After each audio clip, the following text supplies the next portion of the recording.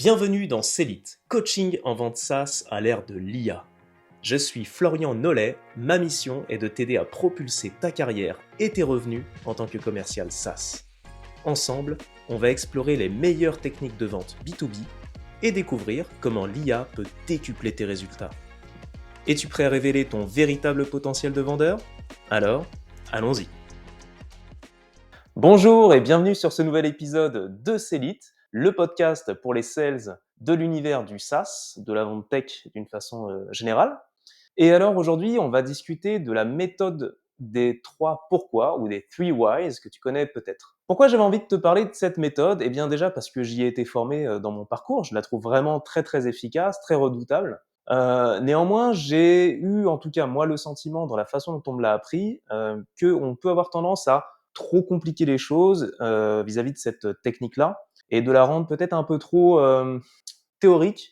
Et j'aimerais aujourd'hui finalement remettre cette technique au cœur de ta pratique de commercial, de sales, SaaS par exemple, si tu es chez un éditeur ou chez un revendeur, intégrateur de logiciels, et vraiment en faire un outil pour toi pour que tu puisses finalement l'utiliser facilement au quotidien, dans tes rendez-vous avec tes clients et prospects. Alors, avant de t'expliquer ou de te rappeler ce qu'est la technique des 3 why, permets-moi juste de te dire dans quel cas de figure cette technique va être utile et pertinente pour toi. Eh bien, premier cas de figure, c'est si par exemple tu as, je dirais, des difficultés à raccourcir un cycle de vente. Si par exemple tu es dans des opportunités où tu trouves que le projet avance pas suffisamment vite, ou peut-être que tu voudrais que ça se signe plus rapidement, mais tu te rends compte que les échéances sont décalées sans cesse. Bref, en somme, tu n'arrives pas à contrôler les échéances du cycle de vente, tu subis en fait le rythme du client ou du prospect, alors cette technique des 3 pourquoi peut t'intéresser. Autre cas de figure, peut-être que tu as également du mal en closing ou du mal à avoir l'adhésion, finalement l'approbation de ton prospect ou de ton client quand tu lui exposes des arguments qui te paraissent pourtant pertinents de ton point de vue. Eh bien, tu sens qu'il n'y a pas forcément de répondant en face. Du coup, les 3 pourquoi pourraient peut-être également t'aider. Et enfin, ça peut être aussi utile quand tu es face à un prospect ou un client qui refuse de t'introduire auprès d'un décisionnaire, en fait, d'un economic buyer, de quelqu'un qui porte en fait le budget, qui a le pouvoir d'arbitrer sur l'achat ou non de ta solution. Et donc, si tu as des difficultés à rencontrer ces personnes-là, encore une fois, c'est un podcast que je t'encourage à écouter maintenant. Pourquoi ? Parce qu'en fait, si tu te retrouves dans ces cas de figure que je viens d'exposer, eh ben, probablement les conséquences pour toi sont les suivantes. Par exemple, tu vas avoir des deals qui vont être peu stratégiques et du coup qui vont être tactiques. Et s'ils sont tactiques, eh bien forcément ils sont moins prioritaires. Qui dit moins prioritaire dit budget souvent moins élevé, échéance plus longue, et forcément ça va se traduire de ton côté en, je dirais, un forecast, donc des prévisions de vente qui vont être imprécises, et puis aussi des revenus qui vont diminuer forcément parce que tu continueras de courir après ton client, ton prospect, tu vas ramer pour essayer de le closer, de signer une affaire, et donc tu seras pas en train de prospecter sur d'autres opportunités ou en train d'amasser, je dirais, les commissions. Donc voilà, c'est dans ce cadre-là où je pense que les 3 whys peuvent t'apporter de la valeur. Alors, rentrons maintenant dans la méthode, dans la partie, je dirais, théorique. 3 whys, en anglais, donc c'est les 3 pourquoi. Donc, premier, pourquoi. Why anything, donc pourquoi faire quelque chose pour changer. Deuxièmement, why you, pourquoi ta solution et pas celle d'un concurrent. Et enfin, troisièmement, why now, pourquoi agir maintenant. Alors, je vais t'expliquer un peu les grands principes de cette méthode. Sur le why anything, là, il faut que tu te concentres en fait sur la découverte des problématiques, d'accord, donc ce qu'on appelle les pains, tout ce qui aujourd'hui engendre des conséquences, des impacts négatifs business pour l'entreprise que tu es en train de travailler, avec laquelle tu es en train d'avoir des rendez-vous. Donc, tu vas poser les questions ouvertes autant que possible à un maximum d'interlocuteurs qui sont pertinents par rapport à ton business. Et à chaque fois, il faut que tu raisonnes problématiques, conséquences, mesure de ces conséquences. Et en fait, il faut que tu puisses, dans ce premier why anything, comprendre qu'est-ce qui pourrait motiver une personne, un décisionnaire, de passer d'une situation A à une situation B, ou l'entreprise de passer d'une situation A à une situation B. Et pour ça, il te faut récolter des enjeux business, des enjeux personnels, des conséquences négatives si la personne ne change pas, être capable de poser des questions qui amènent la personne à se projeter aussi dans le futur, sur des scénarios, je dirais, anxiogènes sur le fait de ne pas changer.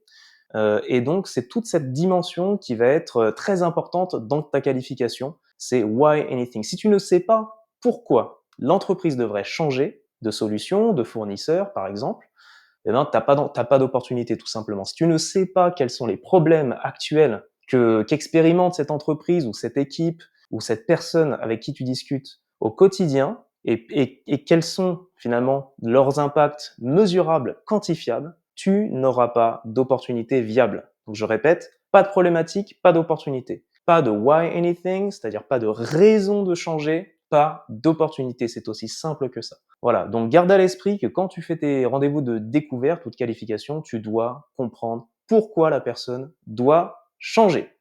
Deuxièmement, tu dois ensuite découvrir why you, pourquoi toi, pourquoi ton entreprise, pourquoi ta solution et pas celle d'un concurrent qui offrirait également un ensemble de solutions attrayantes. Eh bien là, tu dois en fait te démarquer de la concurrence, d'accord, et expliquer, en tout cas prouver, justifier à travers les différents rendez-vous que tu auras avec tes interlocuteurs, le fait que tu as la meilleure solution par rapport à leurs besoins. Voilà, donc là, il y a un piège récurrent en fait chez les commerciaux, c'est en fait la tentation d'exposer toutes les raisons pour lesquelles on est les meilleurs, mais finalement d'en montrer trop, d'ouvrir un peu, je dirais, le catalogue et d'être auto-centré, de parler de soi, de parler de sa solution, son entreprise et tout.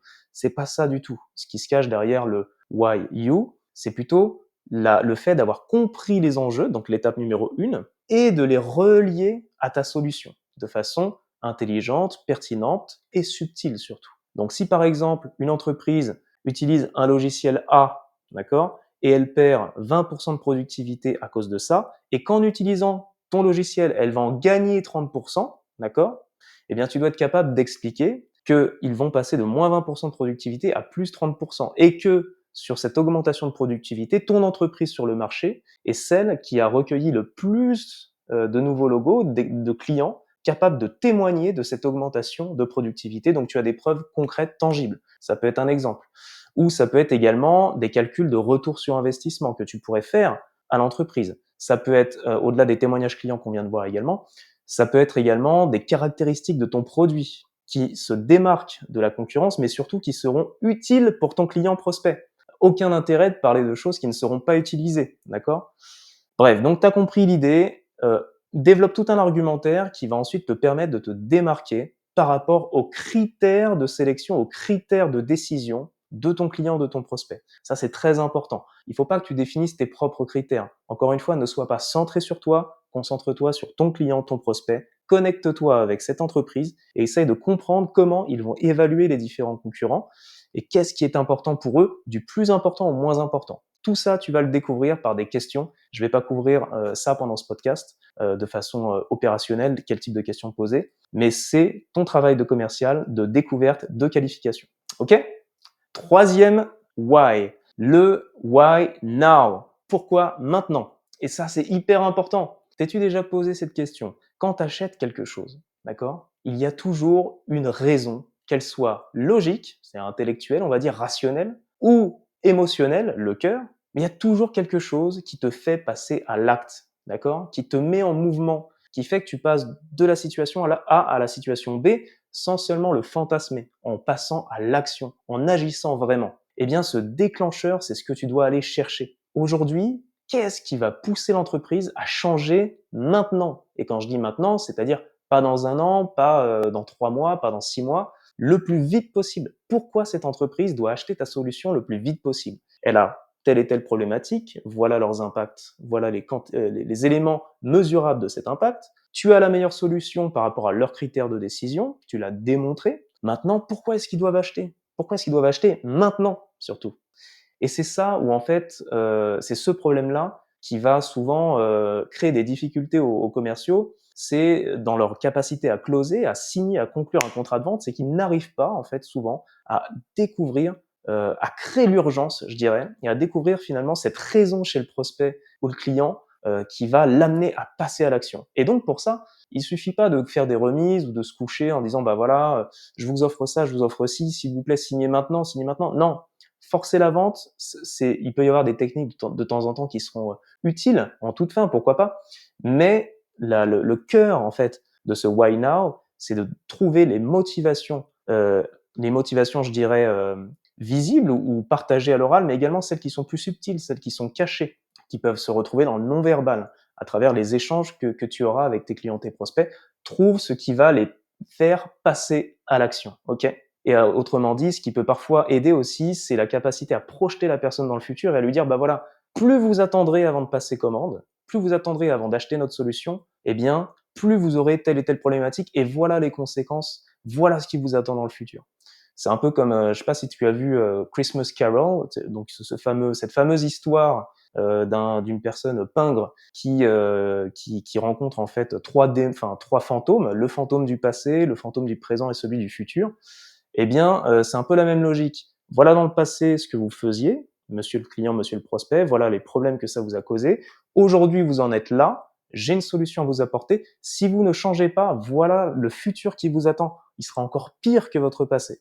Donc, il faut finalement peindre une image d'un futur optimiste en achetant ta solution et d'un futur pessimiste si ton client ou ton prospect ne l'achète pas. Voilà ce que j'avais à te dire sur ces 3 pourquoi. Je peux te donner un exemple rapidement. Donc, imaginons que tu vendes, par exemple, des solutions, des logiciels de conformité au RGPD, donc le fameux Règlement général à la protection des données. Il y a un ensemble de critères en fait qu'il faut respecter vis-à-vis de la CNIL pour être conforme au RGPD. J'ai moi-même commercialisé des logiciels chez OneTrust par le passé qui permettent d'apporter ce type de conformité.